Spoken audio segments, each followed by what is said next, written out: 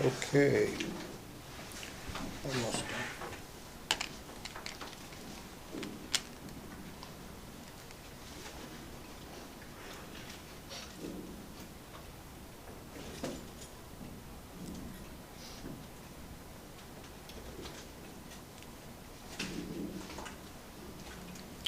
Om Sahana Vavatu Sahanau Bhunaktu Sahaviryam Karavavahai Tejasvinavadhitamastu ma vidvishavahai.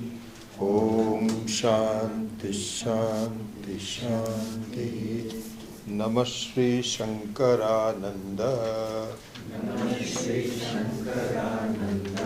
Guru Padam Bhujanmane Savilasa Mahamoha Graha Grasaika Karmane.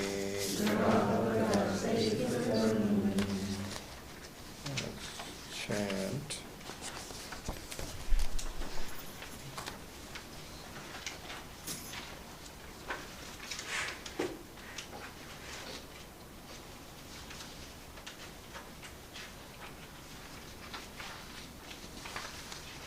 We can chant.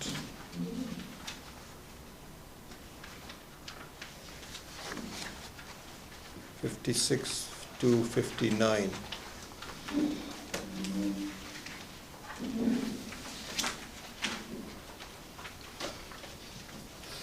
Number 56. Vrittayastu tadanim agyata. Vrittayastu tadanim agyata. Abhyatma. No, I think it should be Vrittayastu tadanim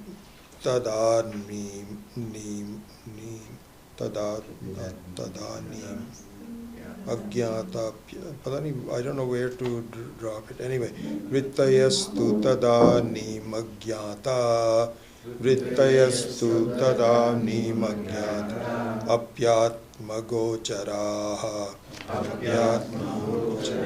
Smaranat anumiyante, Vyutthitasya samuthitat Vrittinam anuvrittistu Pratyat Pratnat Prathamaadapi Adrishta asakritbhyasa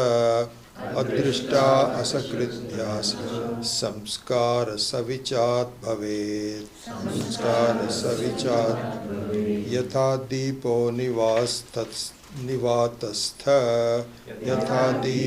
nivatastha Ityadibhi anekadha Bhagavan nimam evartham Arjunaya nyarupayat Anada vihasamsare Sanchita karma kotaya Anena vilayam yanti Shuddho dharmo vivardhate.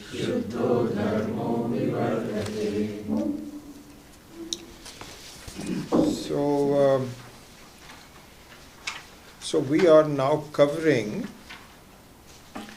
kind of like the final step that all of us need to do if we want to speed up the process and to understand the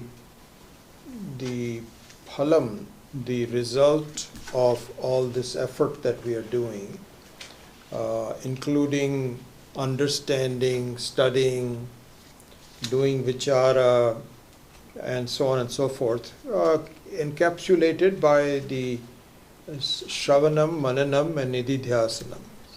So this is what is being talked about, and this is the these are the steps for the Nididhyasana. And so this should be understood because oftentimes I've seen, and I tell you this is my life's experiences in looking at others who are also striving like we are, and sometimes they get discouraged. Because what happens is when you first start studying and you follow, especially in our case, we follow Swami Dayanandji and we give up our lives. Many of us resigned from our jobs or took a leave of absence from our jobs. In my case, I moved my family. Point is that we had a lot of commitment and a lot of changes, major changes in our lives, and we were very enthusiastic. And so were many of the other students. We had about 60, 65 of them.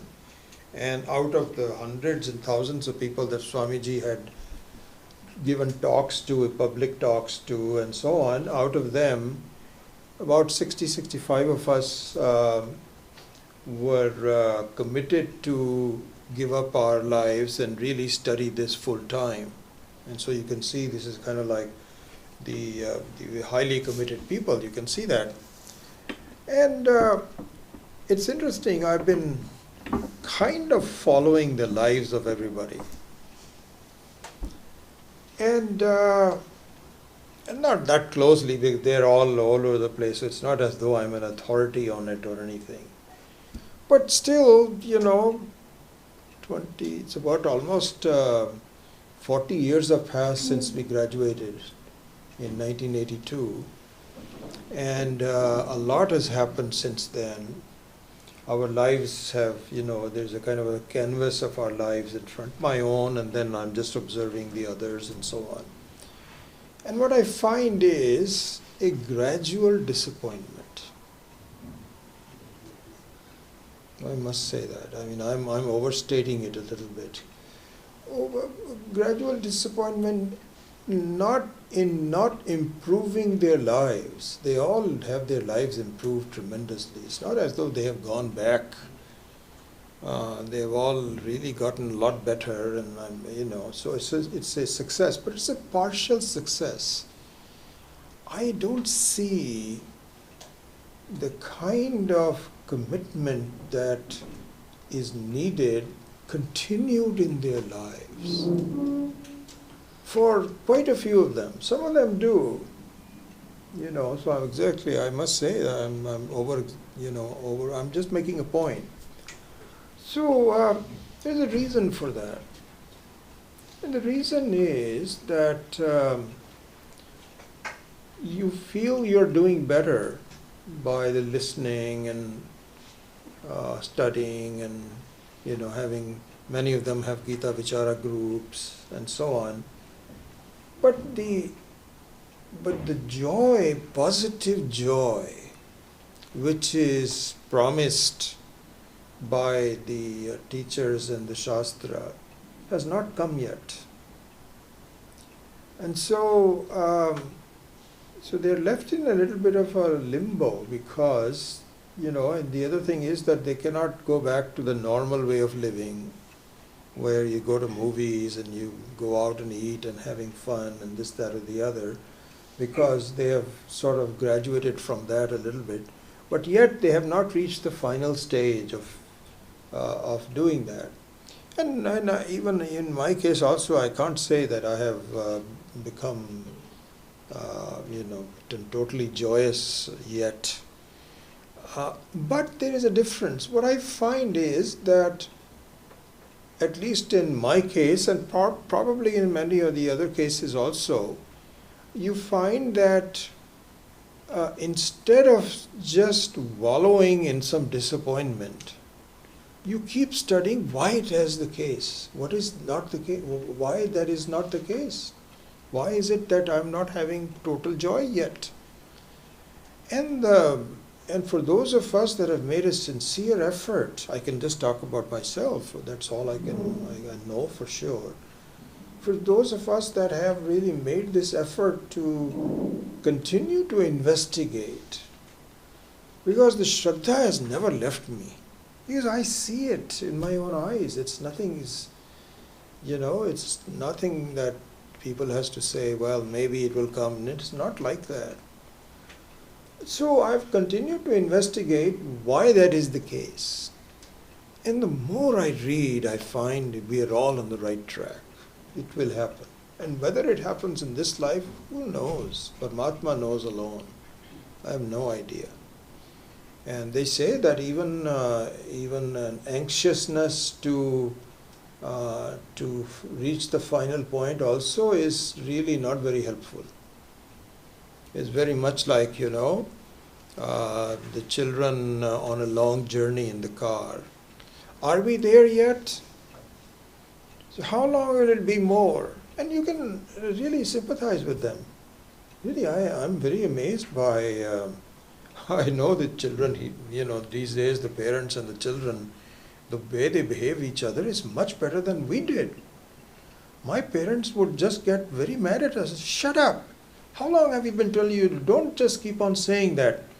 They would use really harsh language. Here the parents are much, baby, it's okay, we'll come, this, that, or the other. Anyway, that's besides the point. But I see the children saying, are we there yet? How long more will be there? And so the parents just say, it's okay, just wait for a while. And the other thing is, we never used to have that. They had these videos. They just start their videos. And so my daughter-in-law, whenever we go with them, she's ready. Each one of them has a pad loaded with their favorite movies and so on. And sometimes we've gone on journeys that are 6 hours, all the whole family, even more than that in India.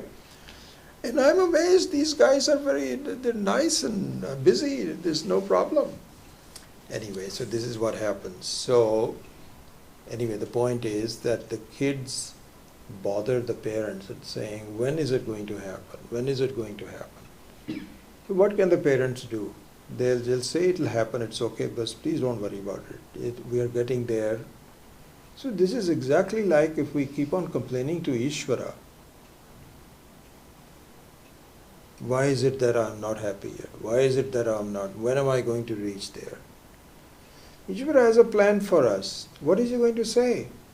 He's going to say, you are on the track, just keep on, don't waste your energies in worrying about when are you going to get there.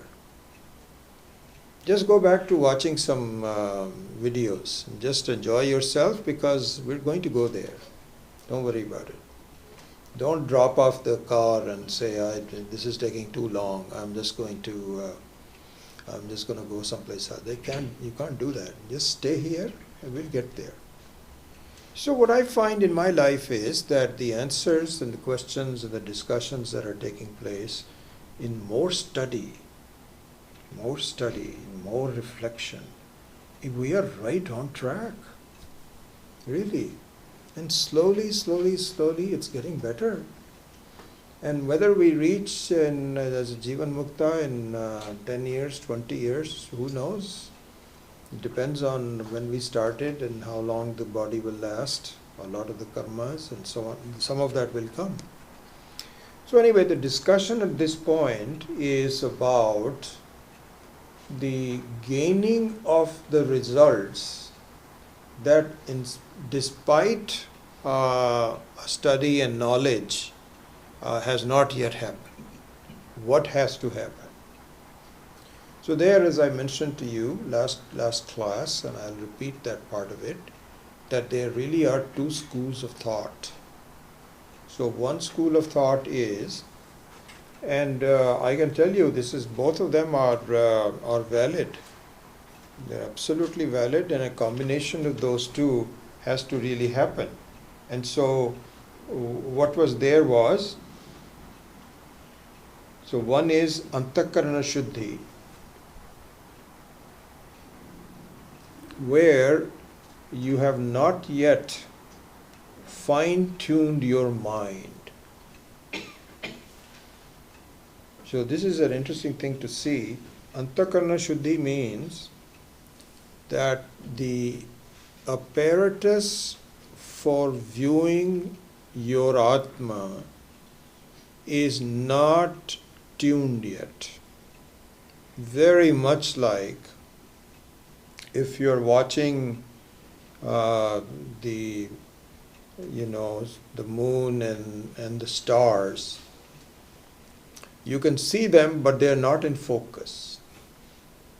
Not in focus. If those of you have ever tried to find a viewing mechanism to see even the moon, I remember the first, I think I was telling you this, that my cousin in New Delhi, for the first time he said, "Do you want to watch the craters on the moon?" I don't remember how old is what I was probably about 11 or so, and he was about 3 years older than me. So I said, he says, first of all, he says, "Do you know that there are craters on the moon?" And I said, "I sort of heard about it, I'm not sure." He says, "Have you ever seen them?" I said, "For sure, I've not seen them." He says, "You want to see it?" I said, "Sure." So in the back, I still remember, in the grass and cold, not too cold, but it was kind of like a cool evening, he put some pillows and said, "Okay, steady your hand," and the binoculars. It was done through binoculars, and he says, "Just hold this." And so one part was the steadying of the hand. This is important. This is the same thing here. Your mind has to become steady. And then he says, "Do you see it?"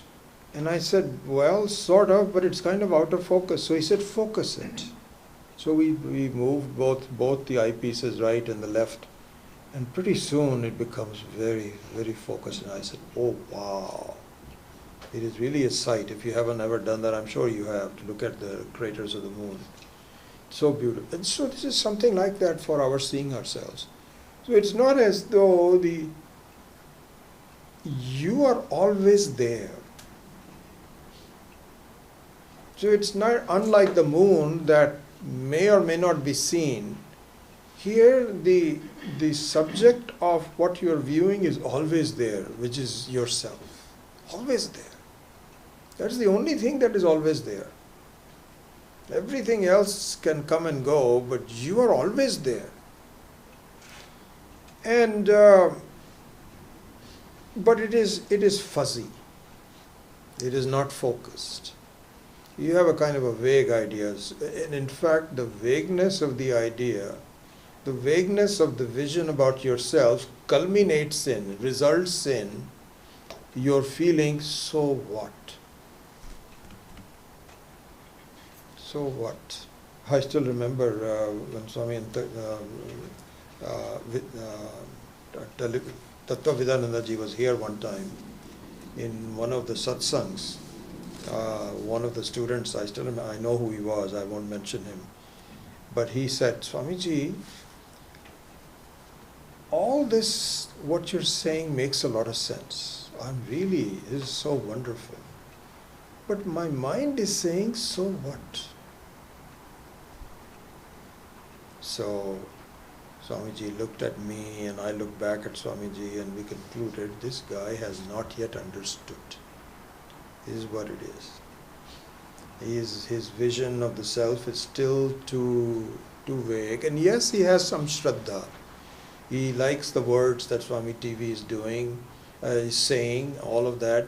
But in terms of a clear idea of this is what the results of, to see the results of joy only come when you focus on it. And the focus can be, so there are several ways of looking at it. One is lack of focus. The other one is, as I have mentioned to you before, and we will repeat this many, many times, this is a very key thing. Really what you're looking at is your own reflection in your mind and the body. And the reflection is moving around and not really representing you very well. It's vague and it is really moving. And so as a result of that, so they are identical prakriyas, either not focusing very well or studying your own reflection. either way, the joy is lost. It is not there. If you knew exactly, and this is what we talks about here, we will go into this. So here, in number 59, anena vilayam yanti shuddha dharma vivardate. Shuddha dharma vivardate. Shuddha dharma means that right now our dharma, in this case, the reflection or our view of ourselves is tainted with ashuddhatvam. There's dirt in there. There's movement in there. So as a result, you cannot appreciate what you really are, your mahatmyam. If you knew this. So anyway, going back to, I'm just going this in great detail. So the antakarana shuddhi means the impurities from your mind. So that means if your mind is not sattvic enough, it's got too much of rajas and tamas in it, then it's not fine-tuned. It's not fine-tuned. It is just roughly tuned where you can kind of like vaguely see yourself. Of course, you know you're always there, but your conclusion about who you are is wrong because of this dirt. So therefore, to conclude that the attainment of positive ananda, joy as we saw last time, could be due to one of two reasons, and usually because of both of them. Antakarana shuddhi, the other one is abhyasa. Abhyasa means that you are, even though your mind is now relatively pure, but because of the past samskaras,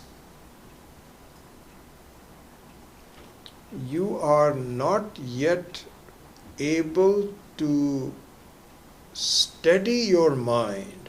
So this is one interesting thing to say. Yeah, I think that would be a good way to look at it. The antakarana shuddhi means that the focus is not there.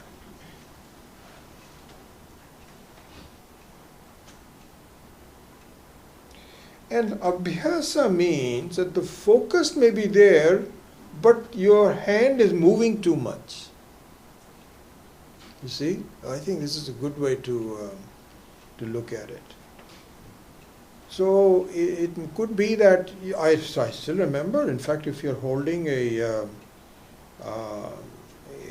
binocular to see the moon, you'll see the moon flick back and forth very quickly. You have to really hold it steady, or on a stand or something like this. But if you're holding it in hand, you are not yet steady enough. It will come even though it is focused. Or the other one is that you are steady but it is unfocused, you see. So a combination of both of them. And in fact, I was discussing this with Swami Viditatmananda, and he gave me some authoritative discussion about this. I forget who some of the Swamis he talked about and so on. So he says that there is a real, I wouldn't say a difference in opinion, but a difference in the emphasis. There are certain sampradayas within the Advaita sampradaya which really focus on antakarana shuddhi, and other sampradayas focus on abhyasa. And so it's just your own conclusion that this is what really works for me and I want all my students to do this. Other people feel that what works for me is antakarana shuddhi. I want all my students to focus on that. Fine. They have a certain commitment to it. The reality is that for any normal person, the reason that you cannot find yet the pure joy is because of problems in one or the other. So in this text up to this point, the Antakarna Shuddhi has been reasonably well covered. So here in these verses, especially 56, 57, 58, all these remaining ones, the emphasis is on abhyasa. So this is what the emphasis is. By the way, if I can pause, I spent some time thinking about this. So we have, if I can just, I'll resume this topic in a minute, but I just wanted to give you some ideas on where we are going and so on. So we have 65 verses in this text so far, and we are on number 56, just starting at 57. So we have a few verses to go. In thinking about this, here's what I am planning to do. Okay, starting next week, we are going to do a systematic approach to meditation and actually meditate for about 3 to 4 weeks, roughly speaking. So I don't know how much time it will take. So 3 to 4 weeks, starting with some very fundamentals. And as you know, that many of you already know this, I'm just repeating myself, that we look upon meditation in 2 steps. One is just quietening your mind down.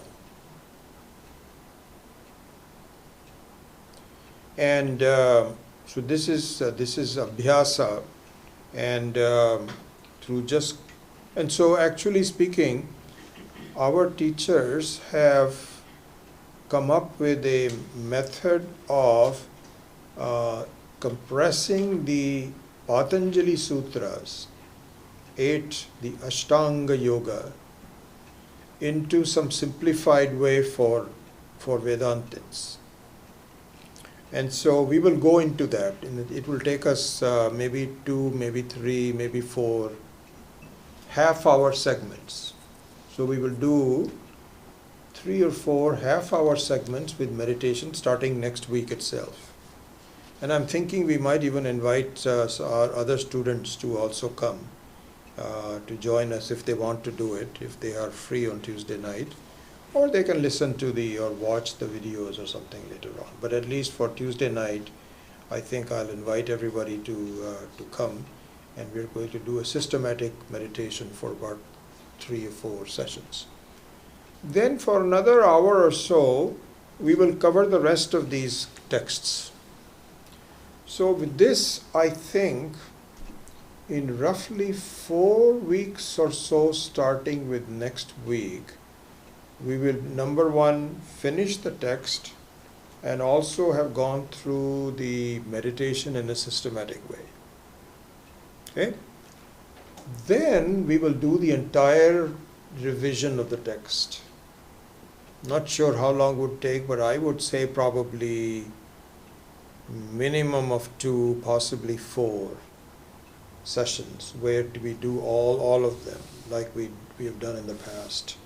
And I think it's very useful for you to do that. So now we're looking at roughly 6 to 8 classes starting next week when the whole text will be over. Then I am not yet sure what we are going to do next, but I have some ideas that I'm working on in my mind, and I will think over it, and possibly a month prior to the starting of the new text, we will inform everybody as to what text we're taking and figure out what we will do.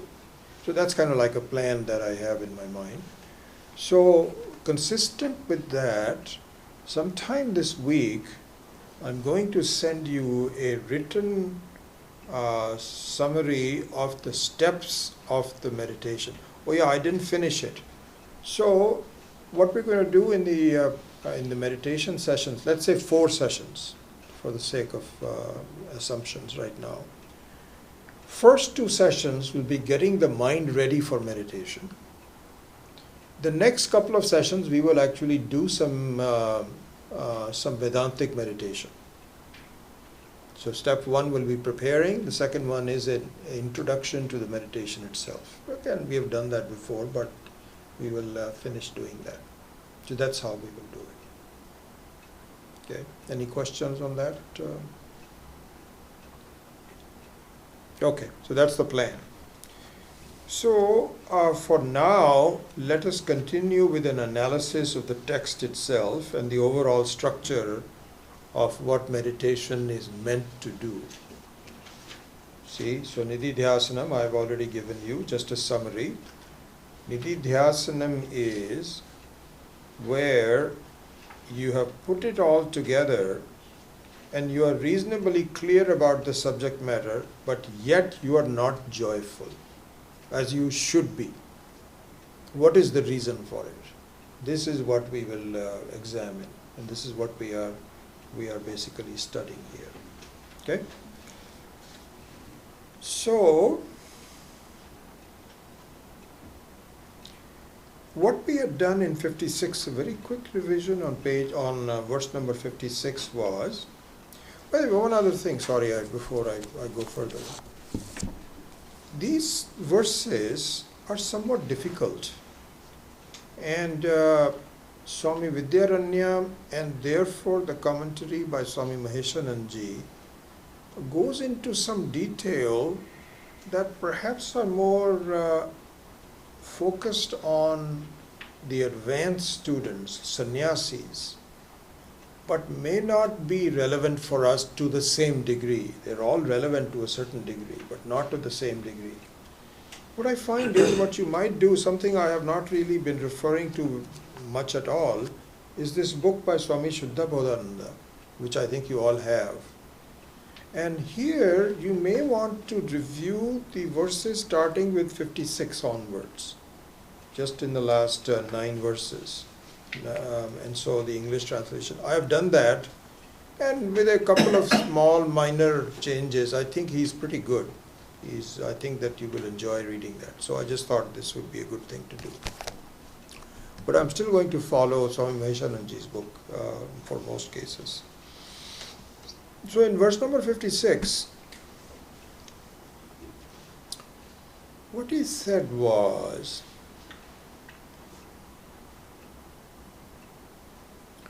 that in the practice of meditation, it doesn't mean that you are meditating all day long. Not necessary and not possible either. Unless you are a complete sannyasi, you're not married, no children, no nothing, and also you're not responsible for your own food, somebody's cooked for you. You're living in some kind of an ashram. Unless that is happening, you cannot do much meditation. I remember there were a couple of students who were our friends from the PRC course, and I kept in touch with them for a little while, and observed the dialogue between Swamiji and this man. His name was Jim. He's a Westerner living in Colorado. A very bright person. He was a professor of mathematics at one of the local colleges here when he joined the course. Older gentleman even at that time. And then he reclused himself in a hut, not a hut, but a small house that he built in Colorado, out in the boonies. And he was just living there by himself. He had no family. He was free. He was a sannyasi. And I remember the dialogue between Swamiji and Jim. And Swamiji was dismissive of his lifestyle. He was saying, I think you're trying to do too much meditation. You're forcing it too much. It's not necessary. I still remember that.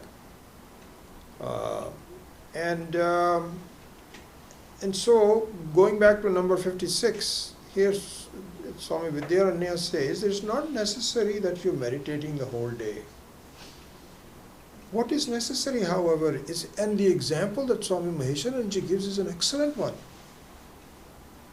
He said that if you, and I gave you this example last time, that if you are riding a bike, it is not necessary that you're pedaling all the time. Because if you pedal to reach a certain speed of the bike, you can let go for a while, because the momentum of the bike will carry you. And then you can pedal for a little while if you start to slow down.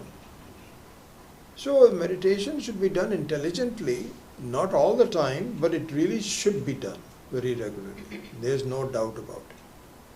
I find that my habit of meditating in the morning, all by myself, and the whole family, especially my wife, the rest of the kids are not there now most of the time, mostly my wife. She is very appreciative of the time that I spend. And unless there is a real emergency, she doesn't knock on the door. And so I have just my own puja, which I do for a little, just a very short time. And then I spend just time meditating. And I don't neglect to do this unless there is a real emergency. The only thing that you do is, instead of what I normally do is like half hour to 45 minutes, sometimes you don't have enough time, but you must, even if you have to do it for 5 minutes, you should try not to do that. When my grandchildren come and sleep with us, they have a night over. They wake up real early. Now they've become older, so they don't wake up. But even when they came in early, they'd wake up at 6:30. And so I will make sure that I actually was up at 5 o'clock, 4:30, whatever it is, so that I do my meditation before these girls start to climb all over us in the bed. So whatever it is that I have to do, this is very precious to me. And I don't let a day go by without doing that. So the practice of meditation is a very important one. But then I can carry the thoughts and the approach and my results of the meditation for the rest of the day while I'm busy doing other things. And I'm hoping one of these days I'll have more time, but it hasn't happened so far. It's either aim for seva and this HCI thing, and then all kinds of things, helping my wife in her business, all kinds of things happen. But then at least once in a while I take off half hour, sometimes in the afternoon, 15-20 minutes. So this is what he's saying. He says, Atma gocharaha uttitasya samuttitat smaranat anumiyante. He says, just the vrittis that appreciate the Atma can be inferred from the recollection of one who has come out of samadhi. Samadhi here means just a normal meditation. So this is the point that they're saying, that really speaking, if you don't do this, so you have to do some meditation. You don't have to overdo it. It should be natural. It should be natural. And I think what you will see is that just based on my experience and so on, sometimes when I have some discretionary time where I'm finished with the tasks of the day and so on and so forth, in the old days, I would take up something new. This is why my gardening has also now fallen by the wayside. I enjoyed gardening and it was wonderful, but I started to think, why am I gardening? Why don't I just think and study? Is there any real reason for it? And what I find is that I've really neglected the garden. If you come to my home, it's not nearly as good looking as it used to be. And I need to spend a little bit more time. Just this afternoon, for example, after I finished my lessons, I watered some plants and so on and walked around. So I'm still somewhat indebted to my garden, but they're not captivating me anymore, and certainly not other things. All I do is I go to Google News and view what's been happening while I'm eating my dinner or something like this, maybe 10-15 minutes. Nikki Haley resigned, so that was nice. I made a note of it, found out what was the problem. There was no problem. She really lacks some money, so she wants to go into private. So that was fine. I can spend 10-15 minutes looking at that. But nothing really now attracts me. And if I have a choice to do something, I just sit with myself and continue on the basis of the meditation. 10 minutes here, 15 minutes here, and so on. And it's natural. It's not as though I force myself, I don't like these things. Why don't I just, it's not like that. My mind automatically just says, go back to yourself. Appreciate the Paramatma, which is powering you. And it's hopefully will happen more and more. And so this is the process. So anyway, he says that basically all he says, so here the key word is smaranat anumiyante, means that just the memory of the thoughts of the Atma will carry you, just like the momentum of the bicycle will carry you. Okay, so that's one thing. And then the next one, number 57, he says, same continuation of 56, Vrittinam anuvrittistu prayatnat prathamaadapi adrishta asakrit abhyasa samskara sachivat bhavet. Asakrit abhyasa samskara sachivat bhavet. So let's look at the English translation. He says, the continuities of vrittis. So vrittis mean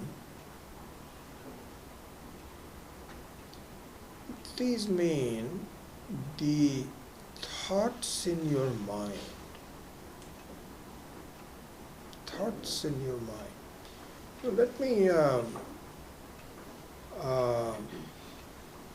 let me finish just a very simple English translation, and then I want to focus on vrittis. A very important aspect of that I'll just communicate to you. So he says the continuities of vrittis, means the thoughts of the mind, takes place by the initial efforts of peddling and so on and so forth. This is still continuing 56. Besides the aid of unsullied punya, with the impressions born of repeated practice. Okay, so I'm just going to stop on that and spend some time talking about vrittis and give you the summary of why the yogic meditation, which includes the Buddhist meditation, doesn't work. This needs to be, for a Vedanta thing, this needs to be very clear. And we talk about it many times, but this is an opportunity for me to just spend some time telling you why the practice of meditation not done by someone steeped in the Vedantic knowledge does not work. Does not work means that it works to a little extent, you feel happy about it, you're peaceful. We're not quibbling with that. You got a very good peaceful mind. We are not talking about a peaceful mind. We're talking about the ultimate freedom where you are not born again. You have reached the very pinnacle of understanding Paramatma and the Jivatma being the same. It's not just feeling good about it and just being peaceful. That's not what we are working on. We're talking about ultimate moksha. That moksha is not possible with this other one. Question is, why not? This is a very key thing to really understand. It might take us several times to talk about it. Your mind says, I'm not sure what he's saying really, but let's just look at it. So here's the thing. What gives you moksha? What will give you moksha is a very clear understanding that everything that you see, including your own body-mind complex, because your own body-mind complex is also something that you are observing. So this is also something which is within the scope of your observation. So the only thing is that the other things that you see, other people and tables and so on and so forth, is clearly not you. But they are also observed things. And your own body-mind complex is not clear that it is not you, but it is still observed like the rest of them, isn't it? So you are observing your own hand, your own mind, your own thoughts, and you are observing others' hands. You're not observing others' thoughts.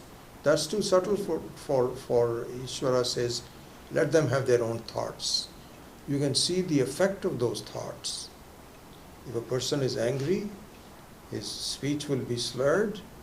So from there you can say, he's a very angry person. Or he writes an email which is very funny. And this is happening in some issues that we are going through in some partnership and so on, where we get emails where people really, and we say, my conclusion was, this is not the normal person, he's an angry person. And he's not normal. Anyway, so you cannot, you are observing your mind and your body just like you're observing anything else. And so, for moksha, what needs to happen is a clear viveka that I can never be one that I'm observing as a thing. I am the observer. I am the drik, and this is drishya. And the two cannot be the same. A very clear idea. And furthermore, whatever is drishya is false. It is not satyam. It is mithya. This is what will give you moksha. This is possible through what is called akhanda akara vritti. So it is a very clear thought. My goodness, this thing that not only the world that I'm looking on is mithya, even my own body and mind are also mithya. And this requires background building, education, shraddha, and doing viveka and vairagya again and again until you are able to maintain this vritti. And for this vritti, You need your mind. The mind will also say that my own existence is false. This is called akhanda akara vritti. I'm just giving you the overall sense. I don't expect you to just completely understand every word that I'm saying. That'll come over time. But this is what I'm trying to say is the distinction between the yogic and the Buddhist and all others, I'm just giving those two. Samadhi and the Vedantic Nididhyasanam. What a big difference it is. And that is, you need a refined mind with the akhanda akara vritti. Okay, this is number one. You look at what the yogic samadhi and also the Buddhic samadhi, the so-called worldly samadhi, other than the Vedantic samadhi means, their vrittis are absent. They achieve a sense of no vritti, no thoughts at all, thoughtlessness. They glorify it. We think this is wrong.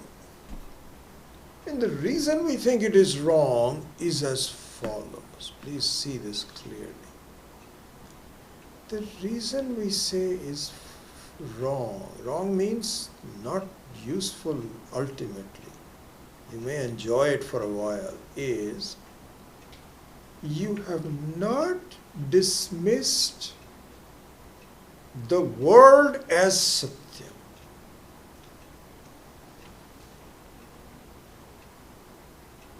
You have not yet dismissed. In fact, you fail to do so.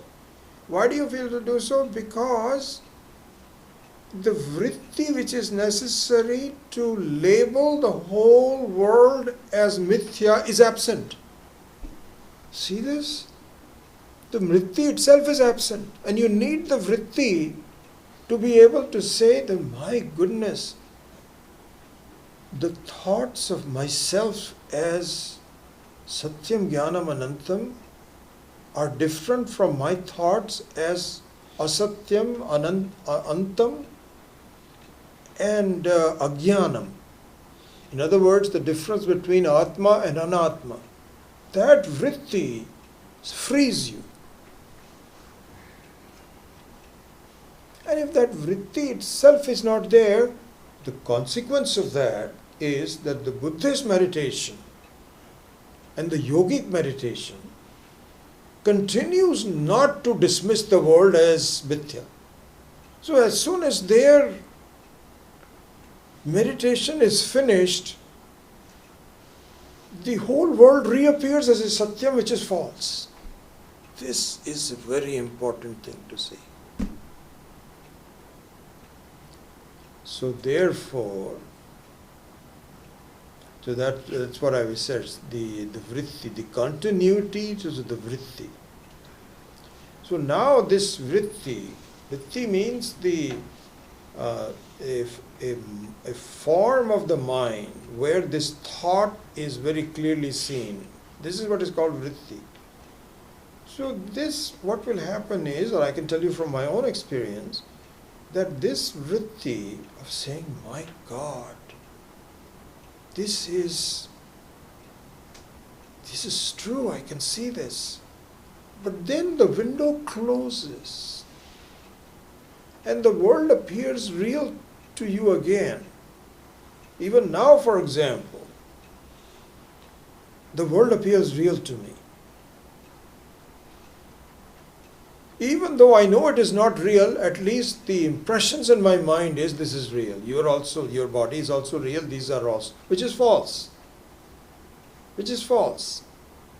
But what happens is that if you do this often enough, then your samskaras will become more pure. So you see, two things are going on.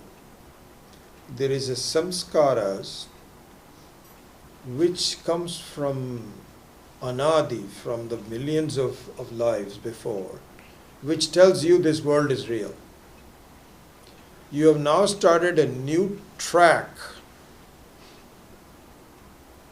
which you are barely scratching, which says, my goodness, this world may appears to be real, but it is really not there. And this new track is being drowned by the old track. You try to revive it for a while and you are able to do so, but then it gets drowned with the other one. Very natural. Don't be afraid about that. Don't be disappointed at this. This is what I was talking about, I don't see many of the people who were studying with us having this, I just observed from their lifestyle. They're lost because they're disappointed. What happened? I thought the promise was there. Nothing needs to be disappointed. You just have to go through this. Not an easy thing to do. So here he says,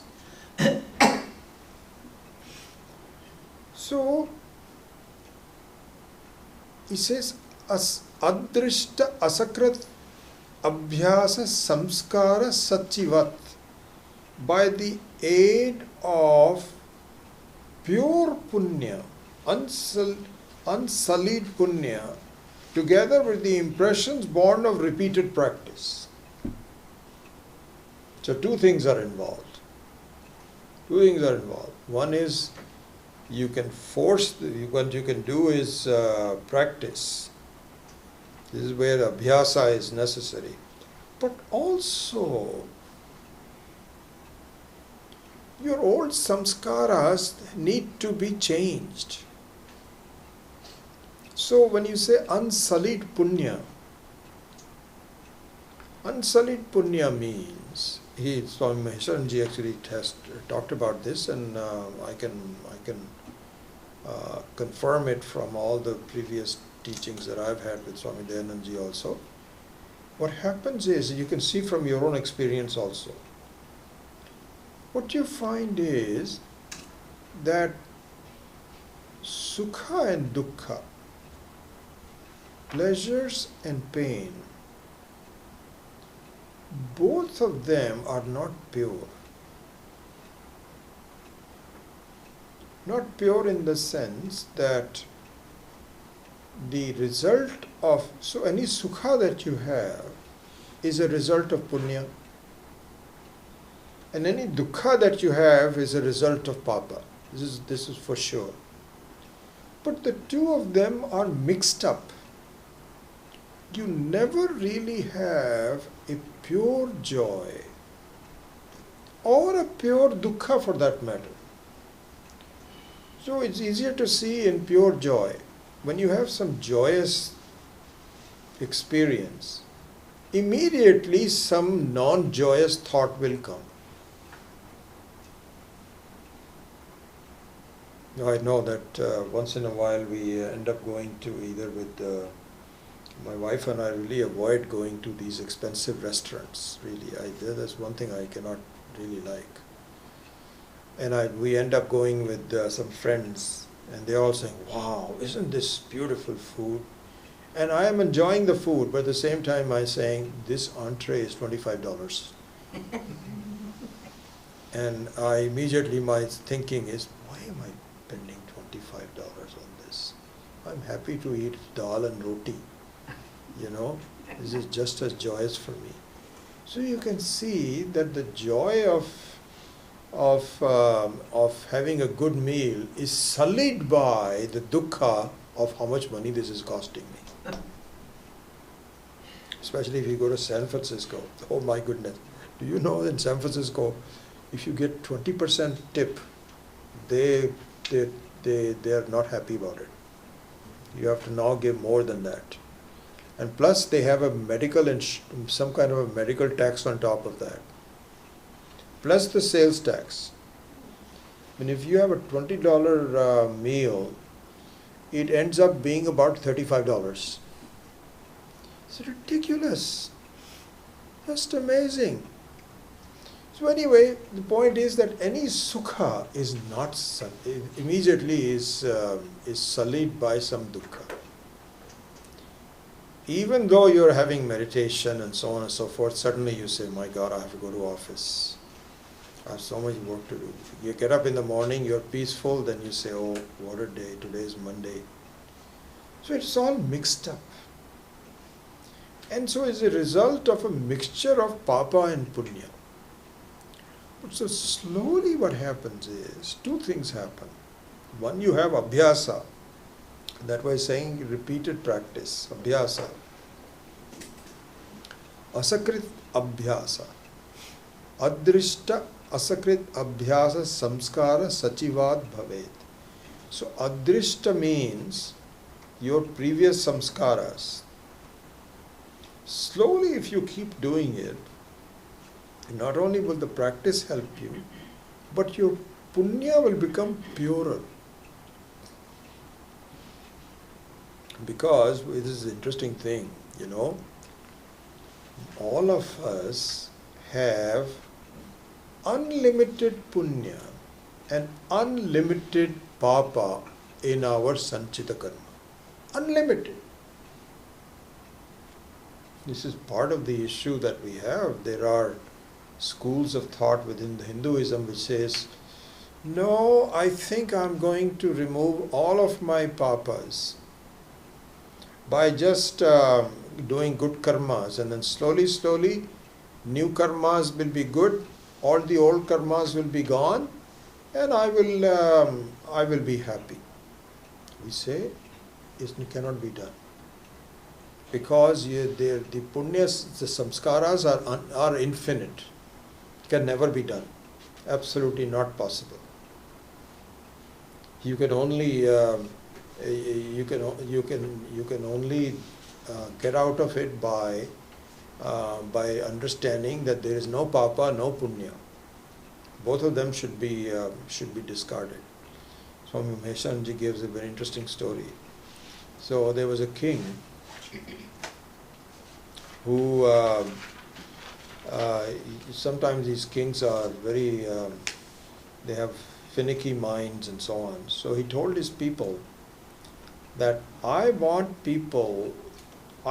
those people who can tell me a story which keeps me engaged forever, and I'm only going to give you a huge reward if you give me a never-ending story that I will be very engaged in, I'll be very interested in it.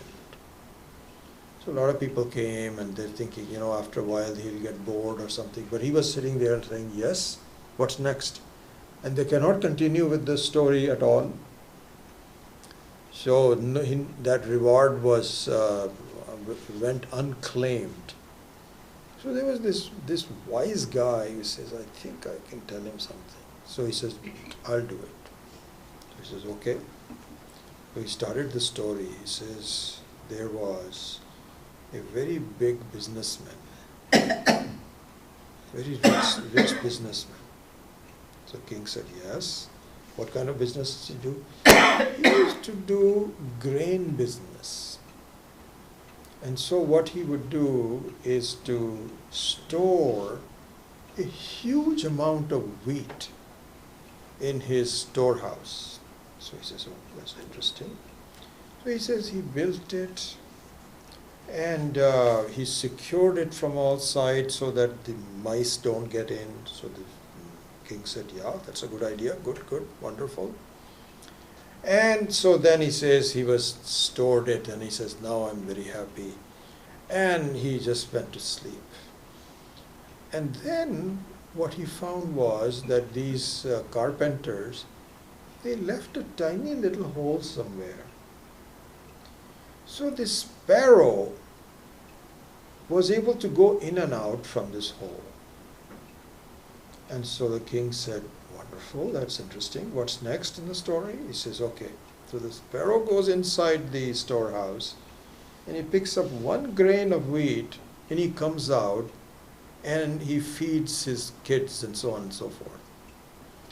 Then after that, the sparrow goes back again and takes out another grain. So he repeated it like 3 or 4 times. So the king said, go on. Okay, what happened after that? You've been telling about the same sparrow going in and out. He said, sir, this is a huge bear house. Huge bear house. I'm not done yet. So he goes back again. The king said, here is your, just let go of me, forget it. It's okay, you'll win. He says, you told me the story which never ends, and I'm going to sit here and give you this story forever. So Swamiji says this is exactly our situation. They will be waiting for our punyas, our papas to all finish. I'm going to keep doing good karmas, good karmas, good karmas. It is never going to end. This is not the way to do that. This is a foolish thing. This is infinite. So that is not going to happen. So all you can do is to make sure that you have enough good thoughts that along with the abhyasa, you are able to sit quietly and create the vrittis, the possibility of the vrittis of understanding the difference between Atma and Anatma. And we are not able to do that. We're not able to do that. Why? Because we are not able to focus on it and we don't do it often enough. We need to increase our emphasis on it. This is what these words are saying. Very beautiful. So he says, Vrittinam anuvrittistu prayatnat prathamadapi adrishta asakrit abhyasa samskara sachivat bhavet. So he says that besides the continuity of the vrittis take place by the initial efforts. In other words, you have to position yourself so that you can think properly. And besides, the continuity of this has to be maintained with 2 things. One is that you get reasonable pure punya. What do you mean by reasonable pure punya? So what will happen is that, I'm just taking an extreme case, that supposing you have done something wrong, you cheated somebody, or you said something bad things to someone that you shouldn't have said. What will happen is that the thoughts of your wrong action will bother you. Will bother you. So you need to allow enough time for the botheration of such thoughts to quieten down. And they will, any botheration, any papa as a result of some bad actions, all of this, they will just go away after a while. Punya also goes away, papa also goes away. They don't last forever. But you have to wait it out. You cannot really have meditative thoughts, because right now you're sitting there and you're saying Om Namah Shivaya, Om Namah Shivaya. Then the next thought is, why did I say that to him? My God, I shouldn't have said that to you. I'm studying all this and I'm still doing, all these kinds of thoughts will come. But after, if you just waited for a month, then those will go. And don't create new bad actions on top of that. Let it go. Then you will see that good thoughts along with abhyasa will carry you forth. So those are the ideas that are being presented in these kinds of things. So we will continue with that. And hopefully in 4 more weeks we will be able to finish up to verse number 65 and also have an introduction to meditation as I presented earlier. Okay, I'll start with that. Om Asatoma Satgamaya Tamasoma Jyotirgamaya Mrityoma Amritam Gamaya Om Purnamadav Purnamidam Purnat Purnamudachyate Purnasya Purnamadaya Purnamevavashishyate Om Shanti Shanti Shanti Hari Om Shri Gurubhyo Namaha Hari Om. Time for some questions.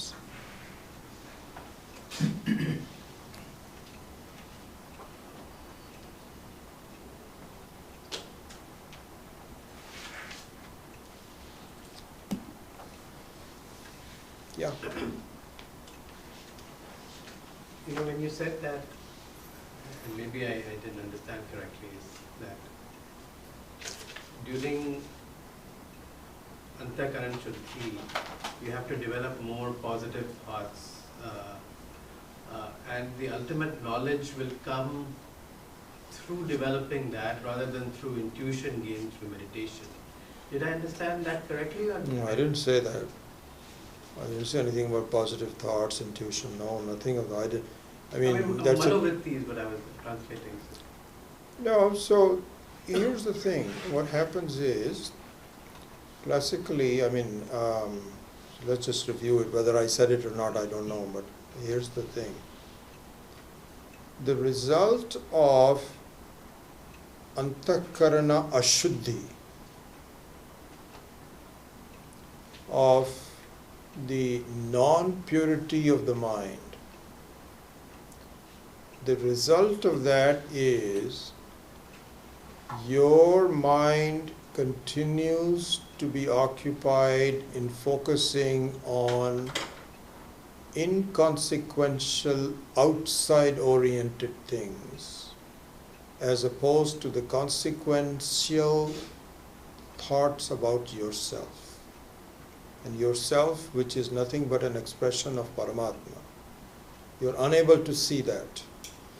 And not just you, I'm just saying the person that has antakarana shuddhi, the result of that is that your focus on being preoccupied by trivial things of life continue. This is what happens. And this, in view of this enunciation of antakarana shuddhi, you can say that what we are saying is that what we can say is your preoccupation about the outside things is either due to the fact that you do not appreciate the subtlety of yourself. This is the non-focusing part. Or you may be starting to appreciate the subtlety of yourself, but you don't do it often enough.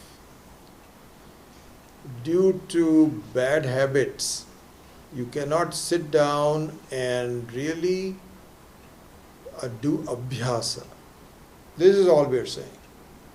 So the antakarana shuddhi is due to the fact that your mind is looking for, it's kind of like you are just, you're looking for gross objects.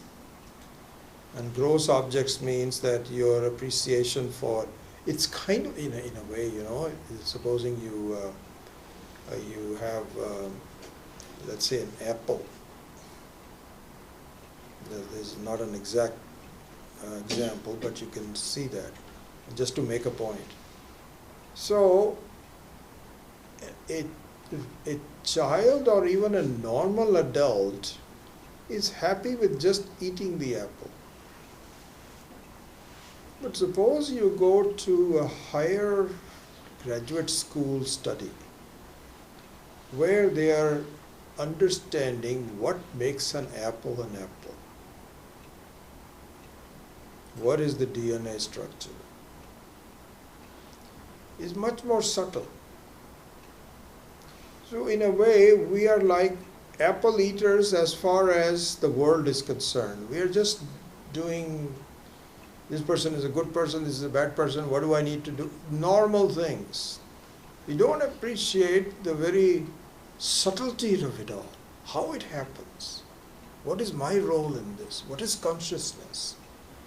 This is the DNA of the higher thing. So a mind which is not pure enough, antakarana shuddhi has not taken place. You means you have not qualified for understanding. And so you cannot criticize a person to say, why you are just eating the apple, you're such foolish person, you're not appreciating the DNA of the apple. He says, I don't know what to do. What do you want me to do? I'm hungry, that's all I want to do. Fine. But if somebody wants to really understand the apple, all of it, I bet you there are probably 100 PhDs on apples. And there's still work to be done. Different kinds of them. How come it is the California type and this is red Washington and what happened? There's so much to be looked at. So the antakarana shuddhi means that you're not qualified to understand the subtlety of yourself.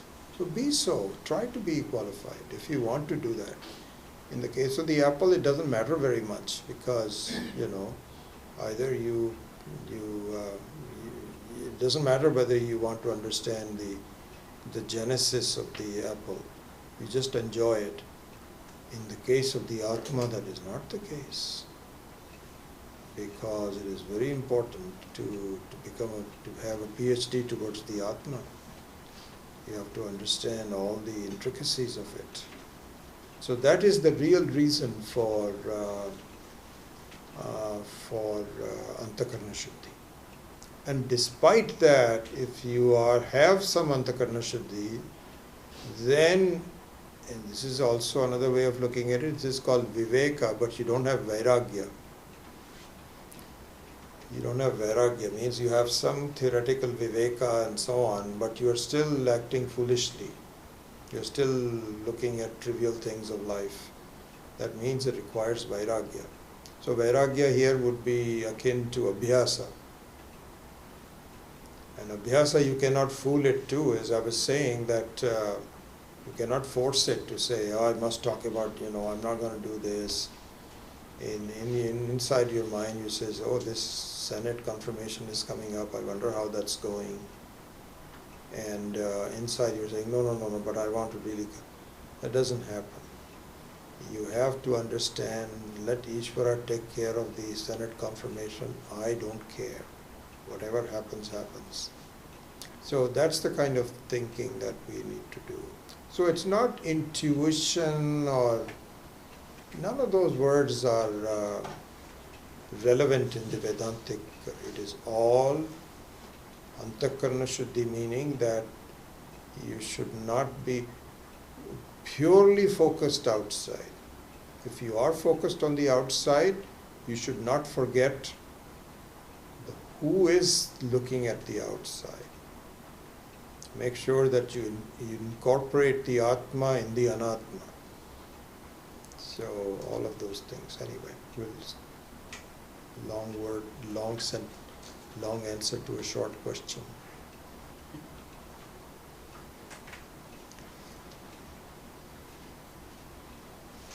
Anything else? Yes, sir. So, Akhandakar Vritti and so-called Drashta Bhav, is different or is it similar or? Ashtabhav means, I'm not familiar with that. What does that mean? I mean, you become a third party and just observe or witness everything, but you are still... Yeah, that's not enough. Sakshi Bhava. So that's not enough. No. See, Sakshi Bhava means how long will you be doing it? So supposing I'm saying I'm the Sakshi, I'm looking at something, and then your mind will say, okay, I understand it, what's next? So he says, nothing next, you just keep on as Sakshi Bhava. So he says, so I'm Sakshi Bhava, Sakshi Bhava, Sakshi Bhava, so it doesn't mean anything. That's the starting point. The Sakshi is one that is never born and can never die. Okay, is that clear to you? If that is one, then it's okay. But simply saying Sakshi Bhava doesn't do anything. You have to do the entire enormity, the Mahima of Paramatma, that the Sakshi that I am is the same Sakshi as Paramatma. And therefore all the gunas of Paramatmas are in me. That requires a lot of appreciation. So simply saying Sakshi Bhava is really, that is the Akhanda Akara Vritti. Means that the entire, all the gunas of Ishvara are not unknown to me. That is mine. And so I have to appreciate that. It requires a huge amount of education and huge amount of removing of my own doubts and thinking. So this is what the whole Vedantic teaching is all about it. But simply saying Sakshi Bhava doesn't do anything. That's a good start. It's a good start, but this is like one step of a million steps that one has done. What I mean to say is not saying, but practicing and put it into practice and how far you can do it in a real understanding way, not just saying it. No, you see, the thing is that understanding, in the case of Sakshi Bhavam, the understanding and practice is really very trivial, very simple. Nothing much to be done. You see, that doesn't do anything. The reason why it is not effective is because behind the scenes, you don't, I'm not talking about you, but one does not understand what Sakshitvam really means. What it means, that has to be understood. So this has become kind of like a one-dimension Sakshi Bhavam, that I'm Sakshi. Even if you have to practice it, doesn't make any difference. There's not much. The reason you don't practice is because it is highly limited. There's no reason to practice. The mind says, how long are you going to force me to just say, I'm Sakshi Bhava, Sakshi Bhava, Sakshi Bhava? What do you want me to do? Say, keep doing it. Don't bother me. It refuses. So it goes to a natural thing of saying, I'm not Sakshi Bhava. So the reason to strengthen that is just an entry point. After that, you have to say, what are the implications of being a Sakshi? All of that has to be done with a lot of education. Yeah.